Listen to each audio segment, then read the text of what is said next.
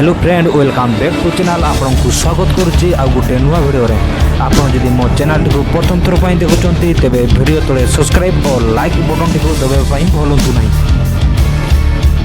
आज भिडियो चलतु आम देखा ओडिशा और पश्चिमबंग राज्यर सीमार थिबा एक सुंदर स्थान न्यू दीघा बीच। यह ओडिशार बालेश्वर टाउन रु 94 किलोमीटर दूर में और कोलकाता टाउन रु 197 किलोमीटर दूर में अवस्थित। यही स्थानटी को सिनी और टूरिस्ट प्लेस नाम जना जाए। यही स्थानटी को प्रथम उड़न हास्टिंग समय बुलकुल नाम जना जाऊला। 1948 मसीह वेस्ट बेंगल मुख्यमंत्री विधानक चंद्र रॉय यही स्थानटी को बीच रिजल्ट रूप में विकसित करते। यही बीच मिनिमम 7 किलोमीटर लंब अच्छी। यह पश्चिमबंग राज्यर मेजर टूरिस्ट आकर्षण केन्द्र। यही बीच को देखापी ओडिशा तथा पश्चिमबंग राज्य बहु संख्यार पर्यटक देखापी आसता। यही बीच कूलर आखपाखे बहुत सुंदर सुंदर ग्रीन व्यू अवस्थित।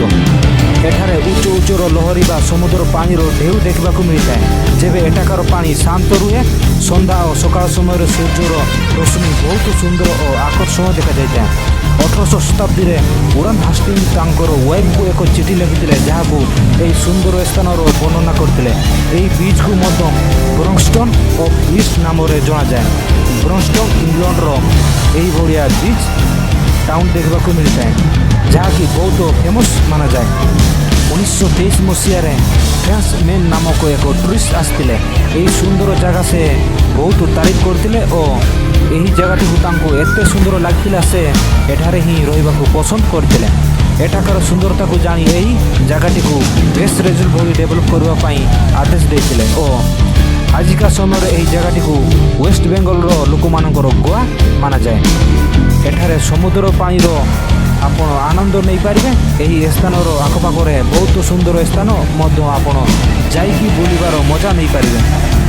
आपण को जदि समुद्र पानी भीतर को जीवाई डर लगुले एटाकार बाय डाइवर्सिटी मार्ग को जाई देखिपारे। मार्गर अर्थ मेराइन एनवायरनमेंट रिसर्च सेंटर जहाँ को 1989 मसीह एस्टाब्लिश कर एक्वेरियम को तैयारी करिवार कारण है बाहर आसुवा पर्यटक मानू बायोडाइवर्सिटी को प्रदर्शन करवा और रिसर्च एक्टिविटी को लोकलोचन को आनिबा। एठाकर दीघा गेट बहुत सुंदर स्ट्रक्चर जहाँ को national highway West Bengal 116 B Digha town entire तैयारी को गेटवे दीघा कहुए। ताजपुर पोर्ट ओडिशा बॉर्डर और साइंस सिटी पॉपुलर अट्रैक्शन रे आसता है। एठारे बहुत टूरिस्ट प्लेस होटेल और लॉज देखा पाइबे।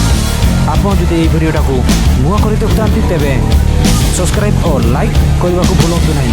रोजी धन्यवाद।